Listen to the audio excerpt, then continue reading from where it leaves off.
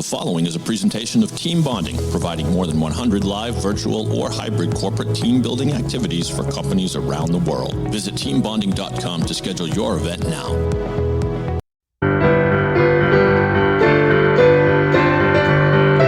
Hey there, team. It's me, Rich Rinnensland, and I'm welcoming you to Team Building Around the World, the podcast where I speak to people from the team bonding, team building industry from all over the globe. Today, I have with me, all the way from Sydney, Australia, Mr. Kingsley Seale, and he loves to be called Kingo. But of course, before we actually get to meet Kingsley, it behooves me to give some love to my supporters out there.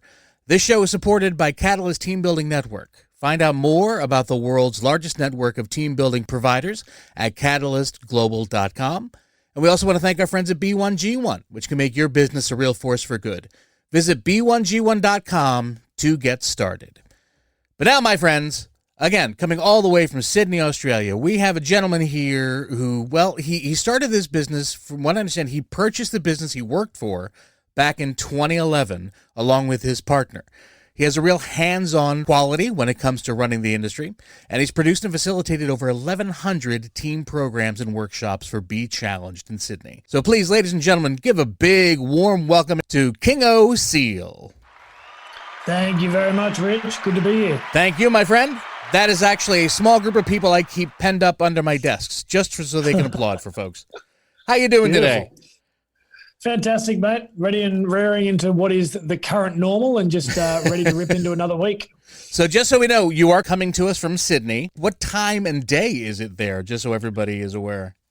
Sure thing. So it's just after 9 in the morning, and it's Wednesday, the 10th of June. So getting into the winter season now for us. I have not, unfortunately, traveled much in my life, so getting to do this means I have so far been to India, I've been to Hong Kong. I get to go all over the world, just for a half-hour segment at a time. It's pretty special to connect with people and just to hear what's going on in their worlds, and I suppose from that, it's the twofold. It's one, you hear things that are very relatable, and you can relate and sit there and go, wow, that's just the same as here. Right. And on the flip side, you hear things that are completely different from you as well, which it's pretty cool as well, just see how people function in a different part of the world. Indeed. So why don't we start off? Tell my listeners out there all about yourself. Yeah, sure. So as you sort of mentioned, from a Be Challenged perspective, just under 10 years ago, myself and my business partner were working for the company, and we always loved it. And we just happened to go separate ways at one stage. I went and played professional rugby union in Italy, and he went and worked for a large events firm. And about 9 months later, we came back together and we're having a barbecue on his balcony. And we both talked about how much we loved the team building world and what we were doing with Be Challenged. So we just had the wacko idea of, should we buy it? Can we buy Be Challenged? Anyway, so from that barbecue, 6 weeks later, we purchased the company off the previous owner. At that time, there was three of us in what we would call a Kennard's Hire shed. So a bit like a hardware store shed sitting out the back, and that's what it was. Okay. And then we've grown it since then. So now, back then we used to do about 12 programs a month. We were based just in Sydney with 3 full-time staff. I didn't actually work. We didn't have enough band and capacity for me to work for the company. So I went and worked at a pub pulling beers. And then we've grown it to where we are now. So, we were running up to about 60 to 65 programs a month. We've got the 3 main offices on the east coast of Australia. So Sydney, Melbourne, and Gold Coast.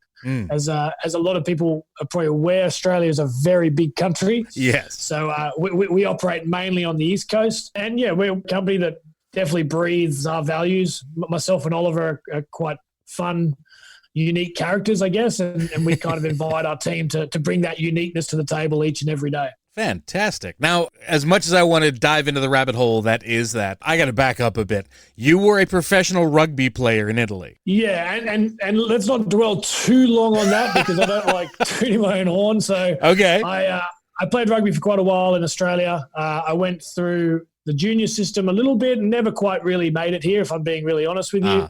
But because I've got a British mum, I had a European passport, so I was able to go play rugby in Venice, of all places in Italy, and I played a full season of professional rugby over there. And that was a great experience. I learned a lot. The day I landed, my coaches insisted on speaking Italian. I didn't speak a lick of Italian. And a week later, they wanted me to make a lot of the calls and make a lot of the decisions with what limited Italian I had. So it was a pretty cool experience. Coming from professional sports, teamwork is right there. It's already part of the job description. Did that help you build the company values you were talking about?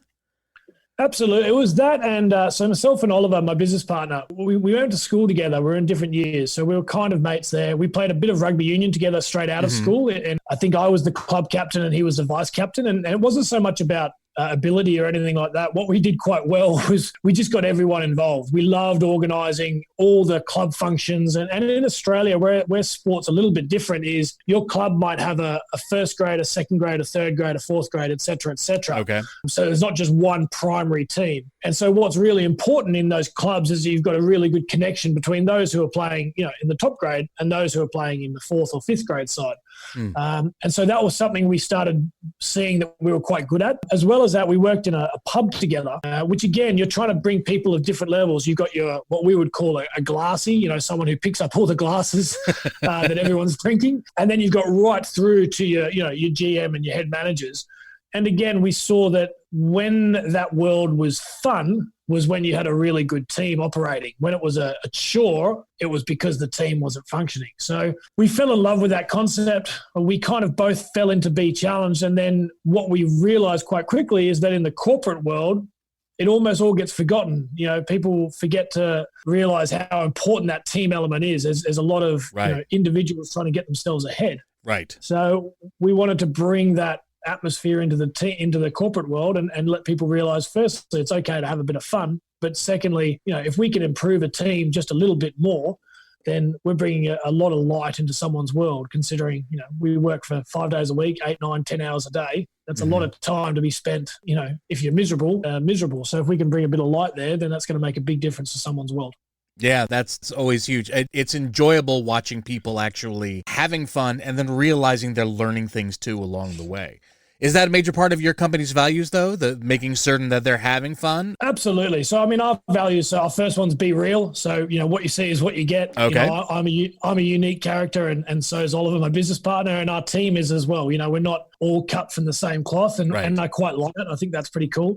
Our second value is be playful. So we encourage people to be playful in everything they do.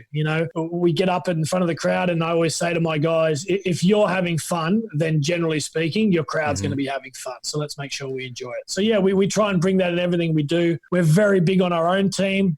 We have up until this year, we have a retreat every year. We have our own conference. We have our own Christmas party where we fly everyone in. We have catch-ups throughout the year with our contractors. We encourage people to look for ways to have fun each and every day, because I think that makes a big difference in their world. Awesome. Here at Team Bonding, we have what we call the power of play. What kind of play do you recommend for people? In terms of day-to-day or in their corporate world? Both. Either. I think little things, like I take it right back to, if you're a young person and you're living with a housemate, just create a bit of competition around something small, Sure. Whether it be I made my toast first in the morning or something along those lines. There's no harm in doing that. The other thing I always just say is, look, go out every day and try and make someone smile. If you have that sort of mentality, whether that be, I've got 3 children, so whether that be for me to make a silly joke from one of my kids and get them smiling, whether it be to send a quirky text to my wife to get her to giggle in the middle of the day, or whether it be to walk into the office and be a bit vulnerable and allow people to see you in a different light. We have what we call budgie smugglers. I'm not sure if you've got them, but Speedos you'd call them, I think, in the States. Oh, okay, great. And we've got Be Challenge branded Speedos, and I'm not a small human, and neither is my business partner, but. During what's been an incredibly tough 3-4 months, we were constantly posting photos and videos of ourselves in our team WhatsApp group, just doing something silly in our Speedos. And, the sole purpose of that is to get a little laugh, because we think it makes a big difference. So tell me about the dynamics out there. What's a team look like on your side of the world? Yeah, great question. Definitely in Australia, one of the big things people value is that collaborative mindset. So, your sort of traditional dictator style leader, it probably isn't going to do too well out here unless they're they're good at they like people to make decisions, but they want to involve the team. So that element of empowerment. So for us, if we're thinking about like activities that work really well, things like the big picture, beat the box, chain reaction, things that highlight the value of collaboration and also highlight the value of each and every person. It doesn't matter what level they're at. You know, no one's really interested if you're the CEO or if you're the new paper boy. You know, you're all on the same playing field and you should treat each other the same way. So everyone here really sort of warms to that element that doesn't matter what you're paid, what you've done in the past. You know, no one's too big to take out the trash. You know, if the bin's overflowing, you take out the trash and away you go. And that's where we see strong cultures. Where we see it, where people struggle a little bit, is where that mentality gets forgotten. And I feel that's definitely an Australian thing, if that makes sense. It absolutely does. Having now spoken to a few of you. Kingo, give me a quick second here. I need to pay some bills on my end. And let me take a break, team, and tell you all about Catalyst Team Building Network, an association of team building providers. With representatives in over 90 countries speaking more than 20 languages, the Catalyst Network is widely regarded as the voice of the team building industry. Network members share resources, best practices, and business opportunities. Catalyst partners are learning from each other and pushing the boundaries of what is possible in team building. Catalyst Network members share a common goal of creating highly relevant, socially responsible, good valued experiences for their clients. For more information, please visit catalystglobal.com. The Catalyst Team Building Network, the world's largest network of team building providers. So, Kingo, how long have you been part of the... I think we joined, getting close to 9 years, I think. We joined shortly after we took over. And so I think that's going back to around maybe December 2011, if my maths is right. And I'll never forget, we met, so Guy, the CEO, and Ryan, who I believe is titled as CFO. And, had a good, decided, it was a big moment for us. It was a big investment. We were going to pull this trigger. And immediately after we signed, there was one of the global conferences, which going back then, they were a bit... And again, we looked at each other and said, well, we can't afford to send both of us. So we did scissors, paper, rock. And Oliver got to go. So he got to go to his first Catalyst conference in Dubai, which was that. And from then on, we've been well and truly entrenched in the Catalyst world. What kind of global conferences are you talking about? I think it's every couple of years. So every 2 years, Catalyst holds a global team building conference where they invite all their partners and their partners are welcome to bring however many staff they might like to bring. And we come together for, it's usually 3 to 4 days. And the whole purpose of that is firstly sharing knowledge. So, things that are, for example, you might be experiencing in the US, there's chances I'm experiencing it here in Australia too, whether that be, managing staff, dealing with new products, keeping up with clients' expectations, all those sorts of things. So we come together and the whole purpose is sharing ideas, sharing experiences, making the collective better. Because it's in your best interest for me to learn from you, because that makes Catalyst stronger, and on the flip side. So it's a really open environment, people helping each other move forward, people helping each other with issues. And the whole idea is just to grow that network and go from strength to strength. Everything that you're talking about here, it sounds a lot like what I would consider natural leadership. Do you think that's one of the most important things in being a part of a team, is to find that natural leader? And what is it that one would look for in that case? Yeah, that's a really good question. I think the most important thing when someone's trying to lead, because I do believe that everyone has the ability to lead. I don't think anyone can say, I'm not a leader, I can't lead. But I do think what they need to be really aware of is to make sure they lead their way and not try and lead in a different way. Some leaders are your motivational style, get up in front of the crowd. They know how to speak. They know how to get people going. They know what they need to do. Then you've got the others who are jump in the trenches and just working from the front. Then you've got the others who are all about empowerment, sit behind and actually let other people take the limelight, even though they're the ones kind of pulling the strings. So I think it's really important as a leader to recognize where do your strengths lie and then run with that. For Oliver and I, we've known for quite some time, our strength is dealing with people. And definitely, when we say that, we mean our own people internally and then helping them work with people externally. We like to think of ourselves as pretty good leaders of people. We understand people, we get a good understanding of what makes them tick. And being really honest, we enjoy that. It fills us up and makes us feel good. So we keep doing that. And then we develop the other areas as and when we need, or we bring other people in who can fill the voids that we might not necessarily have.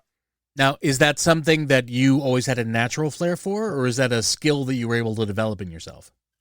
In terms of working with people? Yeah. I think it was something natural that I've then worked out to develop further. That would be the best way to put it. Okay. I've always got along with people. I've always been able to, one-on-one with someone, get someone to open up to me. And Oliver's got the exact same trait. In fact, he's probably 1,000 times better than me.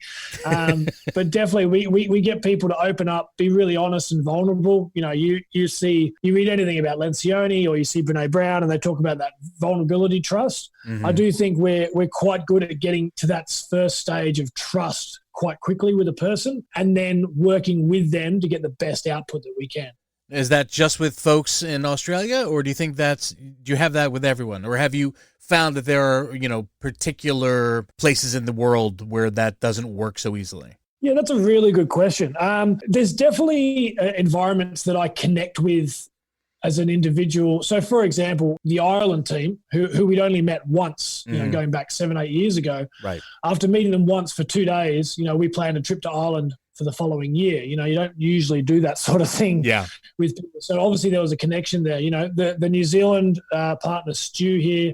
So I do think culture has something to do with it, for sure. So, for example, the way we lead might not go down so well. In fact, I'm pretty sure it wouldn't go down well in some of the Asian countries, like Japan. If you go over to Hong Kong, although Hong Kong's a bit more British style. Right. But definitely some of those countries, and as well in the Middle East, you've got to be careful with the way you lead. I think it translates to some cultures, but I would definitely say if you were to pick me up and put me in some of those other environments, I would have to do some learning and adjusting to work out, what I would need to change to allow myself to be successful in those worlds. How fast are you being able to shift gears like that? Like, how good are you? I mean, I imagine you must be good at reading people if you are such the people person you claim to be. What do you look for when you first get into a new situation to see if your style is working or if you need to change gears? Yeah, that's a great question. You're probably asking me something that I almost do unconsciously, but right. I think what it is how do I describe this? So you're almost throwing out a few, I don't want to say the word bombs, but you're throwing out a few questions and you're seeing which ones are going to get the best reactions. And then that will determine which way you go. So, for example, Oliver, my business partner, he might, in the first 5 minutes of the meeting, there might be a few different questions that he asks. Some of them around the really serious route. Some of them may be a bit silly and jokey. Some of them around a bit flirty, whatever it might be. And as you're placing these questions out there, you're reading the crowd and seeing what sort of reaction you get. And that's going to determine the type of conversation that you can have with that person. If you're being shut down real quick when you start to talk seriously, but you talk about someone's kids or you make a joke about having a drink on a Friday night and you get a good reaction, well, then let's start to feed our way into that sort of mindset. Let's still get the information across, let's still deliver the key message, but let's do it that way because it's going to end up a better outcome for both of us. Very good. You're being very helpful. Thank you, Kingo. No worries at all. Hopefully if anybody was... See, when I first started doing this podcast, my thought was to actually teach people who know nothing about this industry how teamwork functions best from people in the industry. And that's a very helpful answer. Thank you for that. But let's talk a little bit on your corporate side. What kind of charities do you work with over there in Australia? And I mean, obviously, through Catalyst Network, we've got exposure through B1G1. So they'd probably be our primary charity that we work with regularly. And the reason, I guess, we like that is usually people want to run an event for a specific outcome. We have a team who's struggling with communication, or we have a team that maybe needs to work on their problem-solving ability, or we need to realign everyone under the same vision, whatever it might be. Right. So that becomes the underlying issue. Secondary to that is that element of, hey, listen, we'd like to also give back. So you might have those two paired together. So the reason I like B1G1 is we can pair it with a program that hits a key outcome without jeopardizing the key outcome, if that makes sense. Sure. So we're not changing everything just to bring the charity element in, which while it's important, it's often not the primary driver. So it means, a client can deliver a key values message at the start of their year, set up their year strong with their team, get everyone under the one banner, make sure everyone's clear on the expectations, the goals, all those sorts of things, while on the flip side, also giving back. So giving a bit of an insight into potentially a world that we've never experienced or couldn't even imagine, like not being able to get clean water, and able to support that world in a different way. So B1G1 for us is probably the number one. The other one we work with quite regularly is Starlight for Kids, a kids foundation here in Australia. They may well be global too, I'm not entirely sure. But the whole idea being producing content or if people are building toys, they're building billy carts, building bikes, all those sorts of things. And then they can get given to kids who are either struggling with poverty, maybe come from troubled backgrounds, whatever it might be, and they get to receive these items. So look, they're probably the main two. And, we encourage our clients to have a think about whenever they're running an event, what can they help? The third one at the moment, which is very relevant in Australia that we did see at the start of the year as we were all supporting it. And to be honest, as we start to come through this pandemic to the other side, people are starting to become aware of it again, is we were well and truly devastated by bushfires, in December, January. And unfortunately with the COVID-19 that kind of got forgotten a little bit, but there's a lot of communities struggling, a lot of wildlife. So what we have is we also support a couple of wildlife funds as well, where little things like building possum houses. So building these little possum houses out of wood on the program, the participants do it, and we donate them to whether it be the wildlife warriors or whoever it might be. For these ones, it's usually smaller organisations and they're state-based. So you might have 2 or 3 in Victoria, a couple in New South Wales. So it just depends on which state you're in. And then they can go and rehang these possum houses, and it starts to rebuild that community of animals in that world. Do you have a contact information for that charity? Just so my listeners actually can help? I'd have to, maybe is that something I can get that to you later on? That's okay. If you want, feel free to email it to us. I'll have it attached to the podcast when we put it out. That'd be great. I'm pretty certain it's the Wildlife Warriors is the one that we support, but I'd have to check. Thank you very much. And actually, with that in mind, hold on for me one more second there, Kingo. Because I want to take a minute to tell my team about B1G1, which can make your business a real force for good. When you're part of B1G1, you bring new purpose, meaning, and relevance to your business by making giving a core of what you do. Unlike conventional giving models, B1G1 helps small and medium-sized businesses achieve more social impact by embedding giving activities in their everyday business operations to create a unique giving story. Every business transaction can impact lives, even from as little as just 1 cent. So visit b1g1.com to get started. B1G1, business for good. All right, Kingo, let's talk about some of your favorite events. What kind of things do you like to do over there? Yeah, great question. So for us, I mean, my favorite's always Big Picture, if I'm honest. It's an oldie but a goodie. Yep. And I think the biggest value I get out of that one is it ends up being so much better than people anticipate. And at the same time, people get immediate value for how hard they worked. So if you've got a group who is putting in the effort, putting in the time, collaborating strongly, and then they see their result, 20 minutes post-event with this giant, 4 meter by 2 meter big picture. The proof is in the pudding that it can be done. It's unique.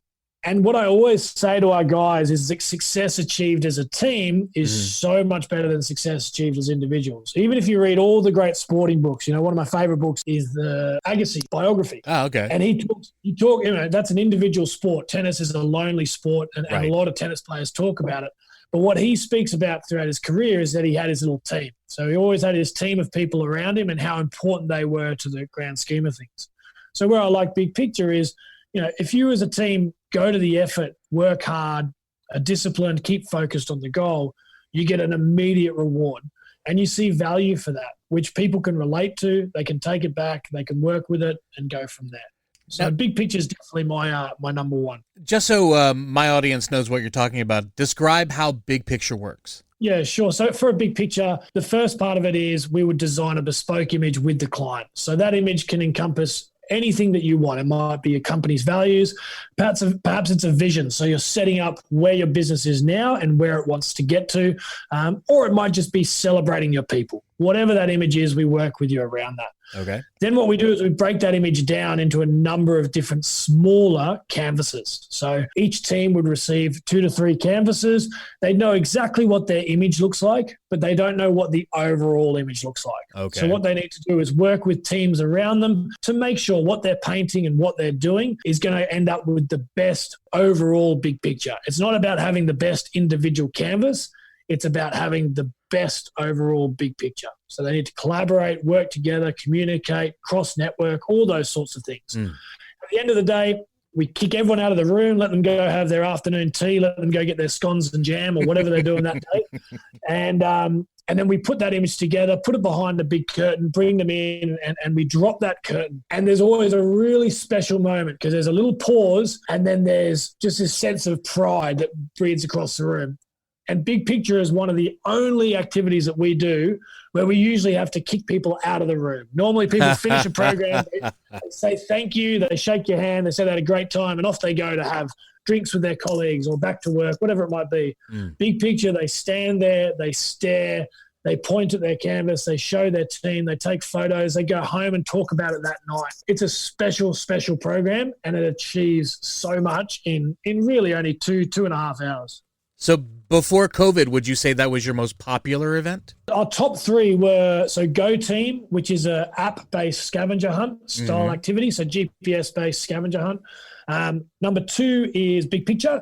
Okay. And number 3 was Beat the Box, which is essentially a collaborative escape room that we bring to your conference. So, nice. Escape rooms are sort of limited by having, 8 to 10 people at a time. With a Beat the Box, you can run 500 people on the one event, all having the same experience, which is really valuable.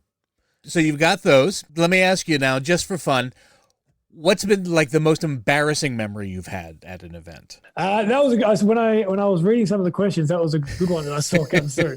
I've got 2. I've got 2 that I can share for you. Great. So the first one was when I was a fair bit younger. So this is going back about 7-8 years ago. And I've got a bit of an unusual name. Kingsley is not a common name. It's not a Tom. It's not an Andrew or anything like that. Okay. So I get called lots of different names. People get my name confused all the time. So this particular time, 350 people, and the main MC was doing a really good job. He'd got this crowd excited. He was running a really good show. Credit to him. And he got everyone pumped. And he says, "Ladies and gentlemen, I want to bring to the stage Seale." And the crowd cheered. And again, I'm not a small human. I'm 6'6". But you're not a Kylie. No, I'm not a Kylie. So I got up on stage and said, "Ladies and gentlemen, Kylie's not available today, but I'm Kingsley and ready to rip in. Let's see what we can do." So that was that one. The other funny one that I had, and this was truly embarrassing. Again, another big group. It was a race night as such, a night at the races style event. So we were all wearing our good suits and that sort of thing. And I was presenting, and we had the crowd going, and we were doing a fashions on the field where we get people to sort of do a little catwalk runway through and have a bit of fun. And I went to climb up on one of the chairs, and as I did, again, through my rugby playing days, I'm not someone who can wear skinny leg jeans if that rings true with you guys. Okay. And as I stepped up, my pants ripped right from the belt, right under the crotch. And as I did that, I realized when I stepped up, I had the majority of the crowd. I think it was about 150 people. So the majority of the crowd were right behind me, and I had just a few people in front. So it was seen by every single person there. And that's what I had to do the rest of the event. I had about half an hour to go to the rest of the event with my pants ripped from belt to crotch. What did you do? How do you get past that? I owned it. I said, well, that's interesting, and that's happened. And so, ladies and gents, just so you're clear, I don't have a spare pair of pants, and we're going to keep the show rolling.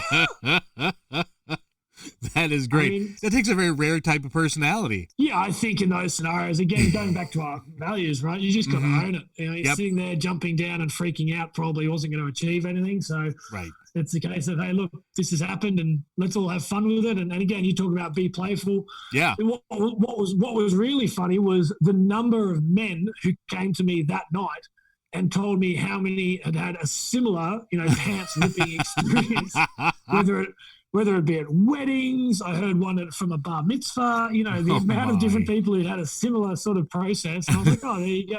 We're all sharing experiences. talking about your personal favorites and your biggest sellers from back when we could all gather together in the same place.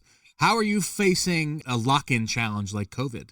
For us, we kind of hit, we call it like, it's like a traffic jam, right? And we're all running into the traffic jam at different times. Right. So we hit the traffic jam early to mid-March. And when we did, we literally stopped. You know, we had events pulled out from under us. Mm-hmm. Australia's, a lot of what we've been doing has been determined by what our government deems we can do, if that makes sense, which is true across the world. You know, people are just reacting the way they did. So we did what everyone in our industry did, and a credit to Catalyst. The beauty, again, of that network was we were all able to share ideas immediately. So it was all about, first of all, if we had virtual options, expand them, make them bigger, make them better, make sure you're ahead of the curve.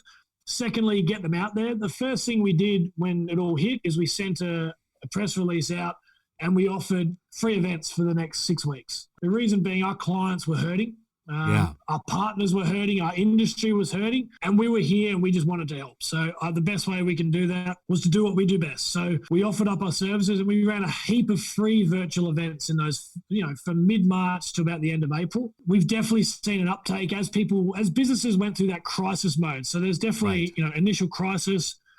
How do we work from home? How do we make this work? You've got kids because people aren't allowed to send their kids to school. Right. Once business came through that crisis mode, most organizations have realized, hey, this connection piece is really important, and it's more important now than it ever was before. So what we did was we just engaged with our clients, talked them through options. We had to shift and understand that virtual programs operate at a different price point. It's a different methodology.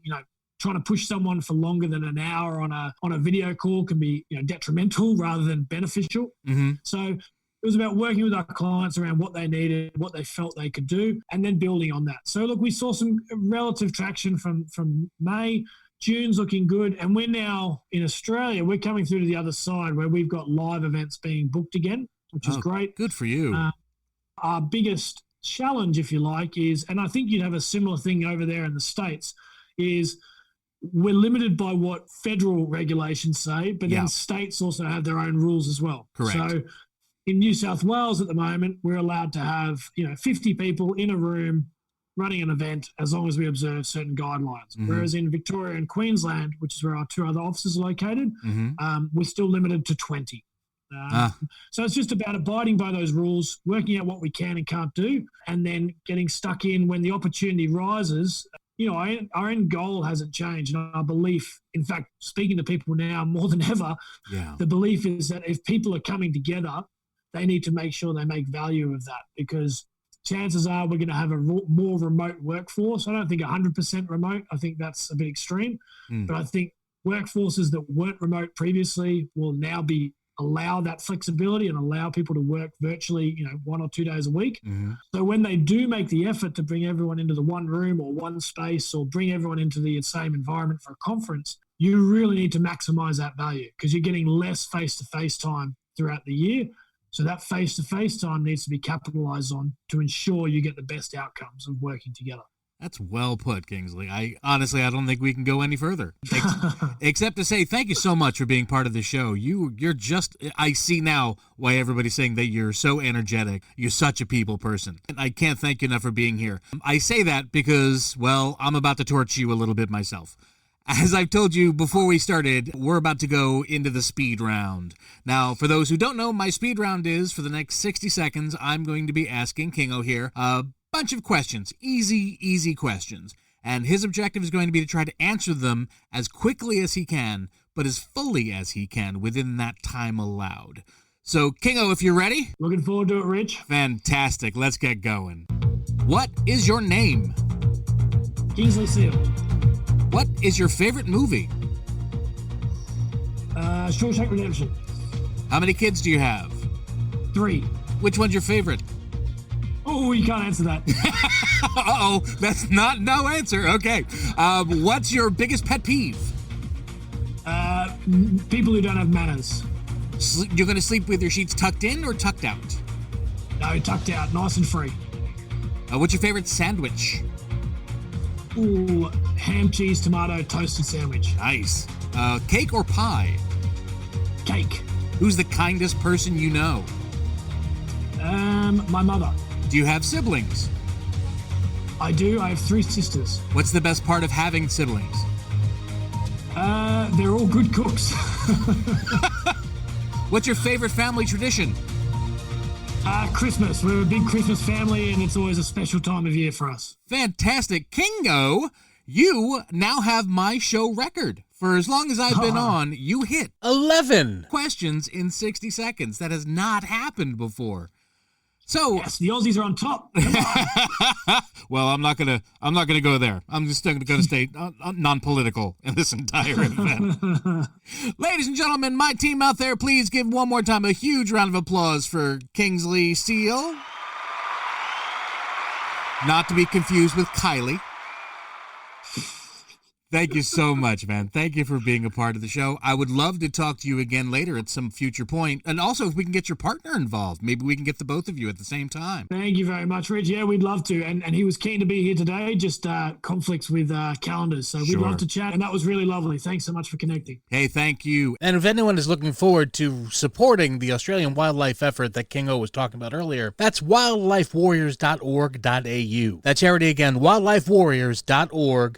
And thanks to all my team out there for listening one more time to Team Building Around the World. If you like this show, please share it with your friends or colleagues, and we'd be grateful if you would subscribe to us on Apple Podcasts or wherever you find your favorite podcasts, and leave us a favorable review. If you didn't like the show, that's absolutely fine. Just shut up about it and everything will be okay. Our past episodes can be found at teambonding.com.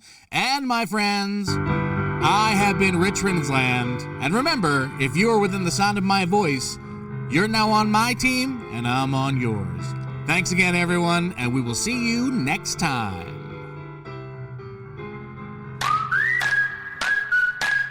It's been said that you learn more about a person in an hour of play than in a year of conversation. So why not put your coworkers to play with the help of the team at Team Bonding? Team Bonding was founded over 20 years ago with one simple question. How can employees have a great time while fostering strong, authentic bonds between people who work together? Their catalog of innovative events includes scavenger hunts, Jeopardy, and much more. Each activity, whether live, virtual, or hybrid, maximizes the impact of team building with an accent on fun. Visit teambonding.com to schedule your event now. Team Bonding, when you want seriously fun results.